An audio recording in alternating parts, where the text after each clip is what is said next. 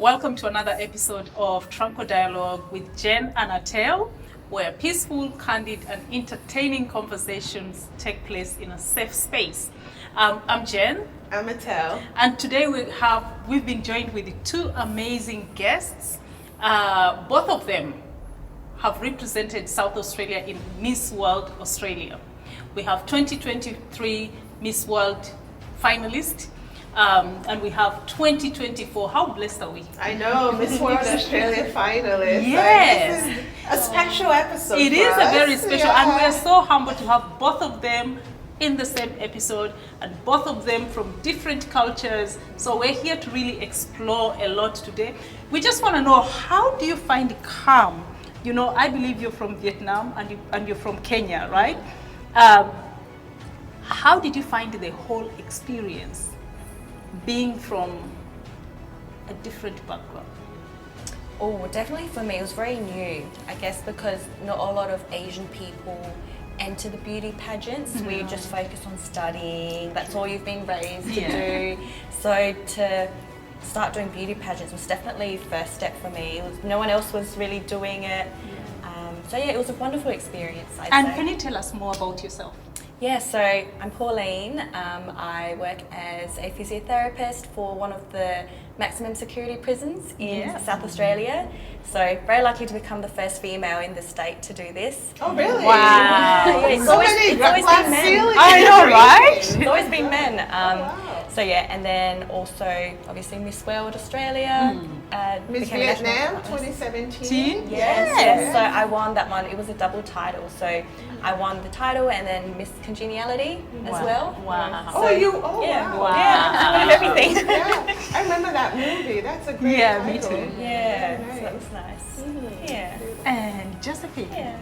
For me, it was something that I would never thought I would do. Actually, there's some. You are also the first African in South Australia to represent us in Miss World. Okay. But before Really? that, Ah. before that, you were Miss Africa. Yes, I did. In South Africa. Australia here, Yeah. you went to become the young African of the African of the Year with the African Communities Council here, and you actually have a lot of titles under your belt, right? You At such a young age. Yeah. Well done, The same year, actually, most of these things I've achieved almost this year. yeah. So, Young African of the Year 2024, Young Kenyan of the Year 2024, Miss World Finalist 2024, Top Model Finalist 2024. And you're going to London. And I've got, yes.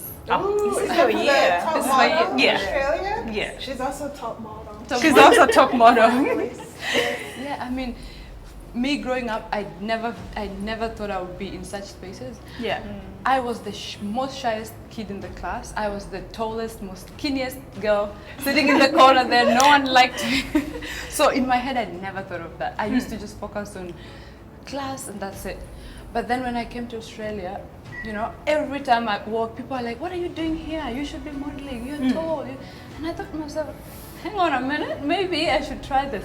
And then I decided to just sign up for the Miss Africa, Yeah. the Miss Kenya. I just put it on Facebook and I left it there. And then they sent me a message to come and audition. I said, oh my God, what have I done to myself? So I went for the audition and I passed and then I did the Miss Africa. And Yeah. the most fascinating, tell us about how you ended up Yes. auditioning and at Miss World. Even the Miss World, Finalist. oh my God. So the Miss World thing, I saw it. Last minute I was like, oh my God, I think it's already over. But then on Instagram, I was just in my room sitting there and the advert came. They're doing auditions last week for auditions for the Miss World. I was the only African girl there, the only one with my afro. And the way because I knew this is the only opportunity, I have to showcase myself. So I actually, you know, that's where tranquility comes in. You have to actually be mindful of everything. That's the moment I said, I have to make it happen here. Things just happen, but yeah. You Destiny, isn't it? Destiny. Yeah. But I think if you were in Kenya, do you think you would have had these opportunities? No, it definitely would be so different.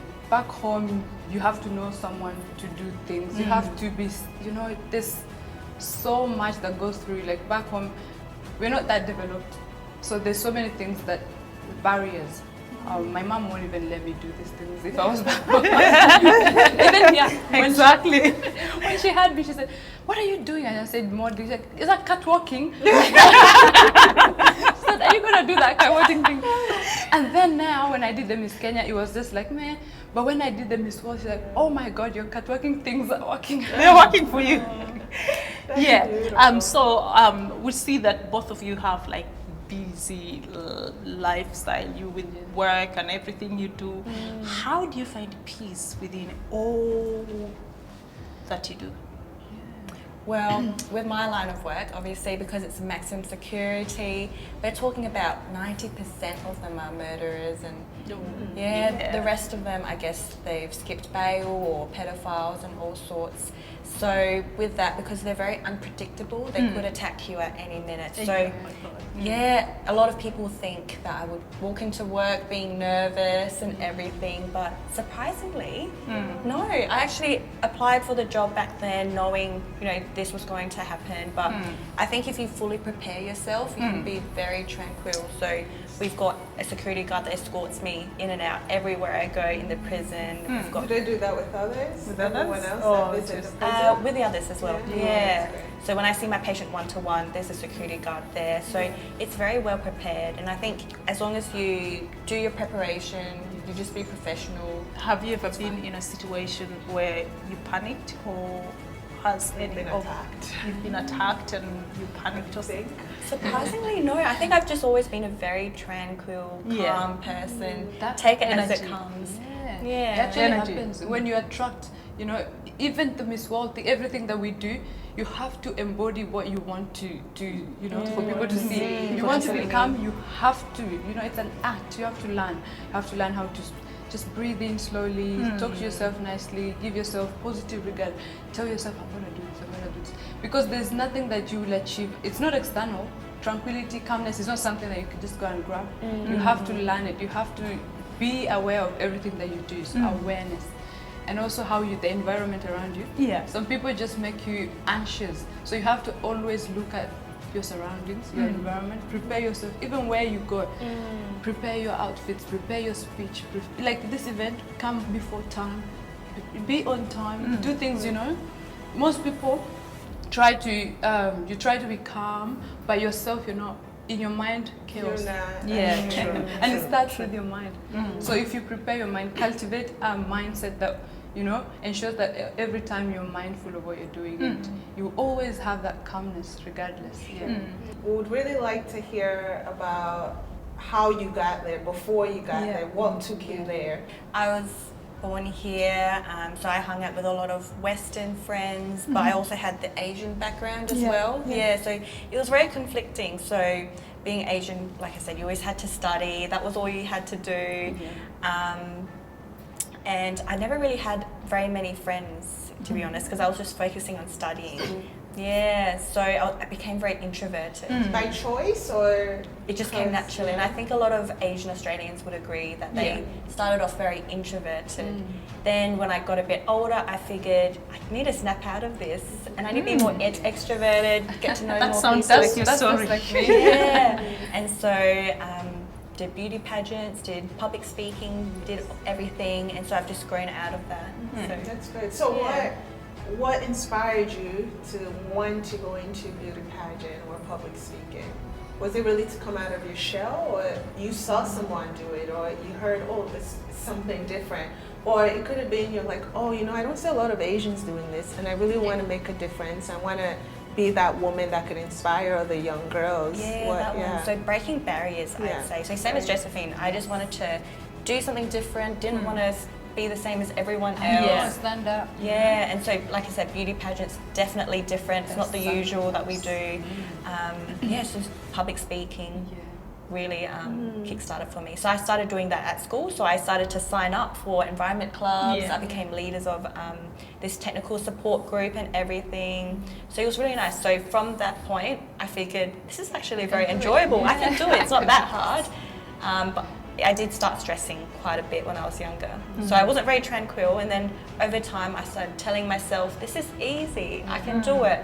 And it's very rewarding knowing you're the, I guess, only person in your culture that can start doing that. So Yeah. So And do you think, has that brought in a lot of support from communities, or it's more of a backlash? Or why is she doing this? So she should be studying. Yeah. Why isn't she, I don't know, a doctor? For us Africans, like, why aren't you a doctor, a lawyer, or something? Which physio is great, but have you had any of that, or it's just been very positive? it's or been very mixed? positive. I didn't get that full support, I guess. It was a very neutral response. It was sort of like, yeah, do what you want. Sure. Just see where it goes. And I just wanted to keep proving to people that we can, like, if we can do it, if we can take the first step, we can inspire other people to do the same. Isn't that draining when you have to prove to people all the time as a woman or a young girl? I also think that it's not about proving not to proving, people. it's It's just about doing it for you. Yeah. You do it for yourself, you know, like in the end of the day they will see what is happening. They will actually support you once you've actually taken the step. They're like, it's them. They will become believers. Yeah, true. That's true. That's true. Yeah, For me- tell us what brought the journey, what started the journey? For me, it's different because after high school, I moved to Australia with one suitcase. Oh, wow. Yeah, as an international Wow. student. Yeah, I'm yeah. telling you. Just moved here, you know no one, you just have your family. It's like, oh, see my dad actually at the airport. They're like, bye, take care. I'm going to a new country and that's it. Was it by choice you picked Yes. Australia, or? Yes. Yeah. We okay. picked Australia because one of our aunties was living here before. But the thing is, because I finished high school and I wanted to study abroad, so I applied and I got school here in Adelaide. But yeah, and not the thing is, when I finished school, I was very good in my studies. I got an A. But yes, I You were did. straight A student. Straight A student, Beautiful. and everyone thought I would go back and do medicine and that and that. Yeah, but then I finished and I got. I worked in the bank, so I got a scholarship. Straight after high school. No, all through my high school actually, I got a scholarship.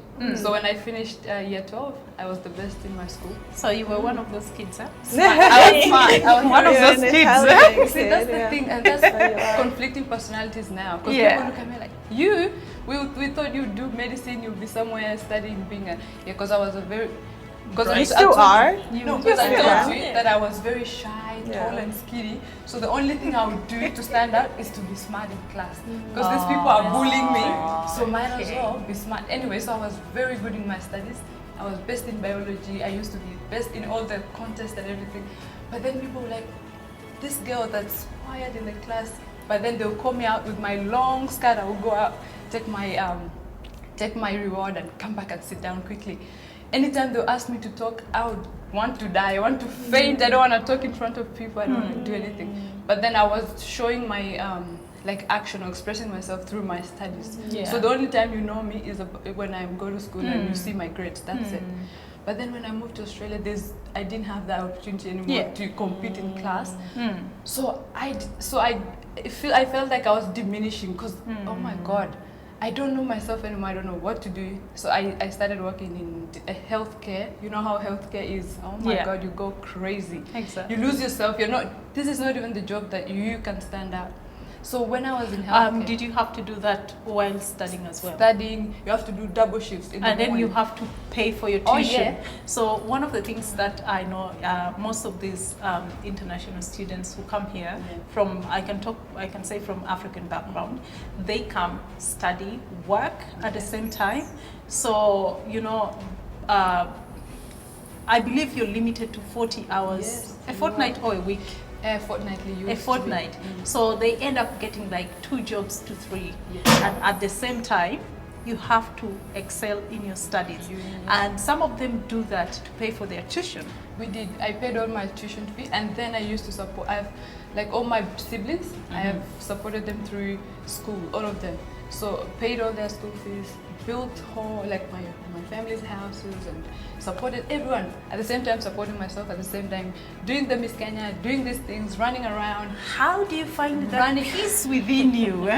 That's what I want to know. How long have you lived here? Almost 8 years now. 8 years, a Yeah. long time. Okay. But it's been up and down. It's running around, juggling things, and at the same time remembering who you are. Sometimes you go home and you're just like, oh my God, what the hell is going on? But the thing is, that's what I told you. Remaining calm and doing what you need to do is not It's not something that, oh, you have to remove all the barriers and all these things. You do what you need to do at that time. So planning yourself and being in the moment. Most people want to, oh my God, I have this, I have uni, I will do that next year when I finish uni. But there's nothing like that. Time will never stop. But for some people, that's what works though.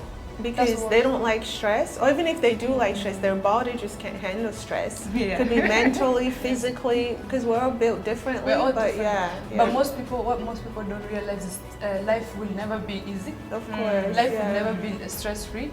Regardless what's happening today, next year there will be the same issues. Yeah. And life is a series of problems. It's up to you to solve them. Yeah. So for me, my mom taught me one thing. It's not all about what's happening. It's about how do I solve this. So whenever I used to run into problems, I don't sit there and cry, oh my God, I can't pay school fees.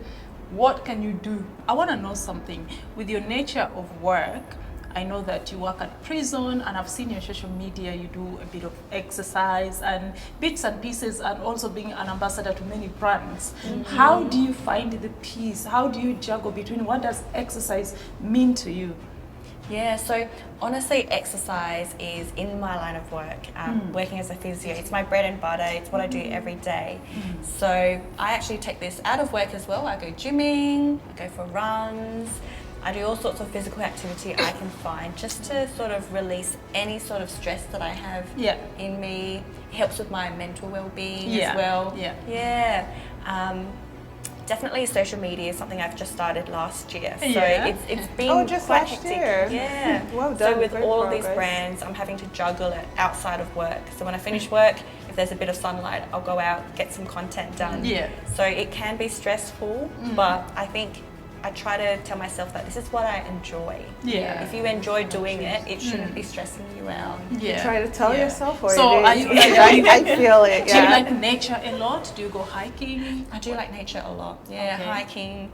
At one point, I was doing push-ups in Morialta. Oh wow. Yeah, Oh, wow. it was very fun. Very nice. Yeah, nature's really nice. Yeah. Yeah, it's a very open space, and you just Me too, appreciate yeah. the little things. You're walking and running. I think though as well, for you to, how did you build your confidence? Like you said, you weren't always confident. Yeah. For you, you were, quiet. I guess supposed to be almost introverted people. Yes. How did you build that? How did that come about? And are your parents happy with where you are now? Where you are now, yeah. Everyone is everywhere. Everyone is thinking different. It's just, I mean, being confident is something that, you don't wake up one day and you're confident. It's taken me almost 7 years. I'm not confident myself. I don't think anyone is confident. I think people, you have to act confident. There's people think you just wake up and you're, oh my God, your life is perfect, everything is, you go in front of 300 people and you just speak confidently. No, you just have to embrace the fact that I am scared, I'm nervous, but at the same time, I just have to be mindful and understand that, all these people are sitting here, this is what I need to do, I need to speak, I need to be here. So it's the small things, and it's all just cultivating, speaking to yourself. Because before the event or anything, I tell myself I'm excited, and just breathe in, and just tell myself, you got this, let's do it. Breathe, smile, look at people. You just keep telling yourself what to do. And it's something that you practice. Even before getting the nerves to go up there, Yes. how did you gain the confidence to even start the public speaking? That's what I'm telling you. It is something that I used to want to be like Michelle Obama.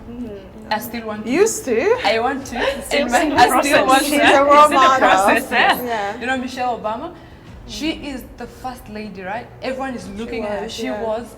Everyone is looking at her.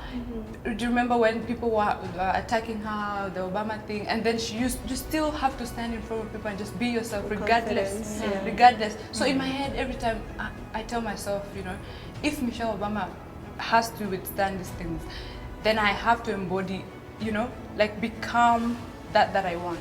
How I dress, how I look, how I walk, how I talk, things that I do. So it doesn't start from just coming to the event and giving out a speech. It's a thing that you cultivate all day, through all your life, your daily activities, what you do, the people you hang out with, the things you look at on social media, the things you read.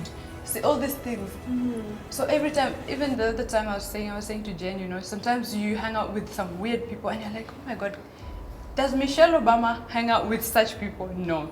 Then I have to change. I like that. You have to Well, you are the people, your circle, right? The people you hang out with, they Yeah. define and say a lot about you as an individual. Yeah. How about you, Pauline? Like, what? How did you build your confidence to get to where you are today? I reckon it started from an early age. I wanted to just be different. And I guess a bit like what you said earlier, just to prove yourself. Yeah, I think I pretty much agree with that actually. So I grew up as a middle child. So You always have I am the middle child. oh, we're so similar, yeah. Yeah. So middle child, we pretty much don't really stand out as much. So I think naturally there's a part of us that just wants to do something to stand out. So simple things like being the first female in South Australia to work for a prison. I wanted that job. I really tried hard for that one just to stand out and also to just prove a point to everyone that, you know what, females can be prison physios as well. Why is it just men? Then the beauty pageants. I think we both wanted to prove that coloured people can you know, get into the national finals. So we did that. So I think And maybe you first both of Asian. you represented South Australia really well. Yeah. You What? did represent us so well. Yeah, absolutely. With a coloured background and a coloured background as Yeah. well. It was definitely scary though, going against other people that were, you know, pure Australian. And I guess with us, we were sort of, if you don't mind me saying, I guess a minority, I guess. We are minorities. Yeah. Yes, not mine. So we are different. It's the We reality. just wanted to prove a point that we can do it. Yeah. For me, And you've done it. yeah, for me actually, it's not even proving a point. It's more so I'm here. You have to see me. Yeah. That's what I said. And this goes, oh my God, why are you not scared? I said, well, why would I be scared? I like that. Because back Yeah. then they were nervous. All the girls are shaking. I put music and I was dancing. I'm like, oh my God, why are you not scared? I said, because I am here I'm to already win. here. And yeah. I'm the winner already. Why would I be scared? You know, some people expect you to be nervous, or people, even the society, they try, oh, black people can do this. It is all these narratives that go around, the stereotypes that make people think, oh my God, maybe I don't I deserve it. can't do Yeah. that. But for Maybe me I can't now, do it. Yeah. I broke all those. I don't doubt myself. If I have something in mind, I will do it. I like that. I will do it, and I will do it better. And that's what I say to those guys. I'm not gonna do it half like you. So there was one girl that's like, oh my God, I wish, I hope you win for us. I said, I'm gonna win regardless. I'm here. Yeah. So the thing is, it's not about proving a point anymore. It's about taking what's ours. Yeah. Taking, for so long we've been sitting behind, hiding there, sitting at backstages, you know, thinking, oh, this is not spaces for us. It is. It's open for everyone. Apply. Go do it. You know. Yeah, no, that's true. I think you guys just led perfectly into it. Tell us, give us a picture of what a day in the life of Miss Australia, Miss World Australia looks like. I think I was lucky that I already had the experience being Miss Vietnam for South Yeah. Australia. So I didn't do much preparation, I guess. I just thought, let me just do it, see how it goes, came with little expectations. From that point, it was gymming more regularly, trying to make sure I was looking after myself, eating more healthily, trying to set a good example, and just doing more public speaking, practicing all of that. Yeah. That's great. And then national finals came in, I think it was August. And yeah, the girls that I met there, they were all so lovely. Oh my God, You create everyone so many looks friendships. Nice. Mm. Ah, it's scary. I'll tell you, it's scary. Because you're not competing with you're competing with top, because most of this, like even top model, it was the top finalists from every state. So everyone is good. Yeah. So what do you do to stand up? It's not like we're competing anymore, oh, catwalking anymore. It's, you have to do something different. That's why when I went there, I knew no one will have the same hair with like mine. So I put my afro. And then everyone, oh my God, your hair. Yes, because I wanted to stand out. Because I knew all you girls are tall, everyone is slim, everyone is beautiful. So if I went there with the mindset, oh, I'm just going to catwalk, and that's it, no. Were you intimidated at one point? Nope. No, thank you. I am not. I'm telling you, I am not. Because the thing is, when they sent me the application, it was 1 week to the event. You had 1 month, 1 week. Oh wow. So you know what I did? That lady said, are you going to be ready? I said, sure, I will be. Don't worry about that. I went, I started applying for my things. I started preparing this. I even did the last minute Friday, and the event is Sunday. So I started making the speech and everything because I'm always ready. The thing with these things, you have to be always ready. So things like I didn't need to exercise because I always have sleep. I always take care of my body, the way I look every day. So anytime you they need come to to go me, to the gym That's to important actually too. see how many people of your size Yeah. that are in the gym. I know. So it's not about sleep. It's not. I know the thing is you have to be always ready with these things. Yes. You have to always, even this public speaking, even this event today, I didn't prepare. Not because I'm not the person to prepare, but if you always do these things, it will come naturally. So Friday night, I started doing my things, I packed my stuff, and then Saturday evening, the event is tomorrow morning, I'm looking for an outfit in the boutique running around. Friday evening, the boutique closes at 4:30, I'm there looking for an outfit.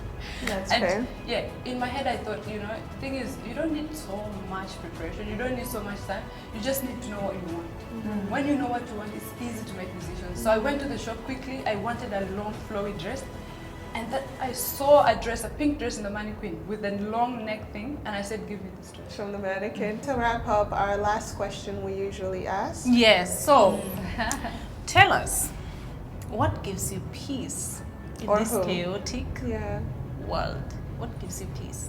Or who gives you Who peace? gives me peace? So my parents, I'm always going to acknowledge them, and my cats. You have I cats? have cats, How yeah. many? How many? I've got two. They're very calm, they're very adorable, and just seeing them play with each other is very adorable. And I like to play meditation music for them. Yeah. It's like a meditation music just for cats. So you've got these purring cat sounds. Oh, there's meditation music meditation. just for cats. Oh, wow. It works for humans as well. I meditate as well. So yeah. I need to grab some of those songs. You never know, they might help me. That's lovely. How about you, Josephine? What gives me peace is the fact that when I go home at night, I feel fulfilled with the things that I do. Yeah. So when I go home, I sit there and I'm just like, wow, you've got this. Yeah. So I give myself this literally because I'm the one who knows what I want, who knows the things that I've gone through, the things that I have achieved. So every time I go home, like, Is there anyone that you can call when you're going through something and there's somebody that you can pick the phone and say, hello, I'm going through this, and that person's words can be very reassuring to you? so that's what I wanted to say. What gives me peace is myself, because I am the only one that can, control everything, and I know exactly what to do. But what gives me courage? People ask me so many times, how can you be that courageous and brave? I said, my mom. Every time I said, my mom gives me so much courage. Growing up, I would see my mom and I would think, oh my God, this woman is so clever. Yeah. She is so courageous. My mom is 6 foot tall. Oh, wow. Oh, wow. Yes, she's Okay, very we see where you get it beautiful. from. How tall is your dad? 6'3". Oh, wow. Oh, wow. Your So family. we're tall people, Yeah. Runs in the My blood. mom is very tall, so she used to be very unique. Everywhere she'd go, you would never miss my mom. Of course. You would never. Every room she enters, Woman, oh my yeah. God, who's that lady? The way she used to dress, even now she's. I used to admire my mom. Every time she would buy new things, I would go and steal like earrings. Till today, my fashion sense comes from my mom. The way I walk, the way I talk, the way I interact with people, that's just my mom. Yeah, if you see my mom, oh my God, people are so scared of her because the way she carries herself. And she used to tell me every day, regardless what happens in your life, put on a smile, dress well, and just move on. No one goes around with their problems on their forehead. That's true, yeah. So that's every time I stand up. See, I dress nice. Even when I'm going to the shops, I just want to look good. Because it's not about, you have to become someone that, you want people to look at you different, then you have to stand up. For sure. No, that's good. I guess for me today, it would be just really knowing I have love. I am loved. I love myself, but like my family, knowing I have a really loving husband, loving kids, like that just gives me peace. It gives me, calmness and stability, and I really like that. That's good. It's good. It's good to hear everyone's Yeah, I'll yeah. continue saying it's my children. Your children, My yeah, kids that's always, nice. However busy I am, my son, he's like my mini husband. He checks on me all the time. Mom, how are you? What time are you coming home? Are you okay? Nowadays we have our we have our little routine with him. Yeah. Whenever I'm home with him, he will be like, "Can I make you a cup of tea?" It's just so. my heart, I just my don't heart. know. I'm like, oh my Oh. god, yeah. So every morning he wakes up at 6 a.m. He will run to my bedroom, "Mom, you know, like morning, mom," and then we both get out and he's like, "Can I make you a cup of tea?" Sometimes it's like, "What would you like with your tea?" So my children give me the That's utmost beautiful. peace Yeah. and joy. That's beautiful. That's nice. Lovely. Well, thank you girls so much for joining us today. It's been, I would say, an amazing conversation with the stories you girls have Yeah. shared. And I think you've shared some of your vulnerability, but really what you've shared is to empower a lot of the young girls out there who are really keen and interested in building their self-confidence and going out and doing the things that we're not necessarily encouraged to do as kids from, you know, culturally or linguistically diverse backgrounds. So thank you. We really admire you both. And we hope you continue winning. And to our listeners, thank you very much for joining us on this great episode. And I would say the last episode for the season. And we really appreciate you coming along this journey with us. We're really excited. And yeah, See you hope next to see you season. maybe next season or soon. Yeah.